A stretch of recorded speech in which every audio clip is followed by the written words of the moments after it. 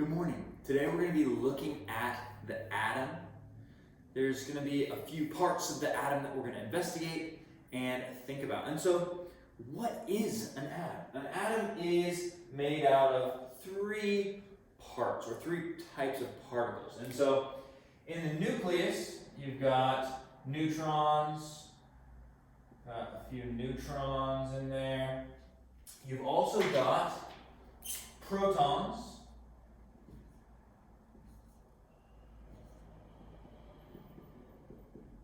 And those both exist, the protons and the neutrons, in the nucleus of the atom. And then orbiting around or existing around the nucleus, outside of the nucleus, in energy levels or orbitals, are electrons. So we'll draw those as well.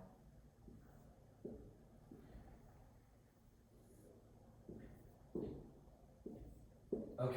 And so in the nucleus, you have the neutrons and the protons, and then in the energy levels, or the electron orbitals, you have the electrons. And if we look at a periodic table, like this one, there's some important numbers that tell us things about that element, or that atom. The first thing that you see is this number at the top, and for every element, there's a different number, and they increase as you go across and down. That number is the atomic number. What does that tell us? That number tells you how many protons are in the nucleus. So the atomic number tells you the number of protons. Looking at this, you can determine how many electrons an atom has, because if you look at the periodic table, every element is assumed to be neutral, meaning it has the same number of positive and negative particles, or the same number of protons and electrons in that atom, because they're neutral. And so if you look at the atomic number, and you're assuming that that element is neutrally charged, meaning not more positive or not more negative, you can assume that there's the same number of electrons and protons in that atom. Some atoms exist with a different number of neutrons. So their mass number would be different. The mass number is just the sum of all the protons and all the neutrons. You add those up and you get the mass number for that specific atom. Atoms with different mass numbers but the same number of protons are called isotopes. Isotope just means they have the same number of protons but different mass numbers because they have a different number of neutrons. There's another number on the periodic table called the atomic mass. And what that is the average of all the different isotopes for each element that exist, added together and then divided by the abundance of each isotope.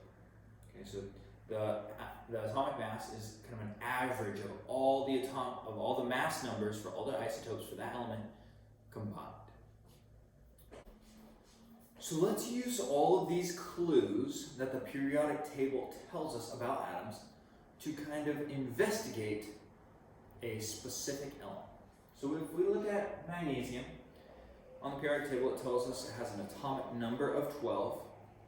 We can actually determine a whole bunch of things about that atom from the periodic table. Because the atomic number is 12, we can assume, or we know that the number of protons is going to be 12. And because every element on the periodic table is assumed to be neutral, meaning the same number of protons and the same number of electrons, we can assume that the number of electrons is also 12. Now, the number of valence electrons, meaning the electrons in the outermost energy level, is super duper important to figure out. And so what we need to do is look at where magnesium is on the periodic table, and the easy way to figure out how many valence electrons there are is to see which column or which group that element is in. So it's not in column 1, it's in column 2 or group 2, which means magnesium has 2 valence electrons. All right, valence electrons, there are 2 because it is in column 2. The next thing we want to know is what's the atomic mass, or the molar mass. And that number is just given right on the periodic table. It says 24.305. So the atomic mass is 24.305. Then we want to know what's the mass number of the most common isotope. So the most common isotope is generally the whole number closest to this number. So the mass number of the most common isotope for magnesium is going to be just 24.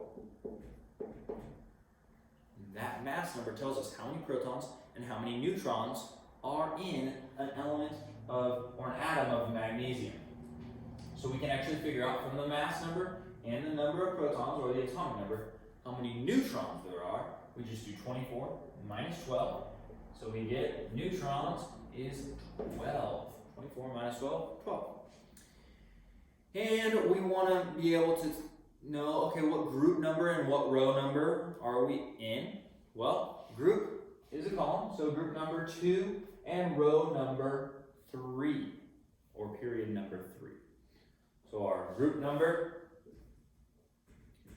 is 2, and our period number, or row number, is 3. The periodic table can tell you so much about an element. Look at all these pieces of information we glean just from looking at the periodic table. Nice job.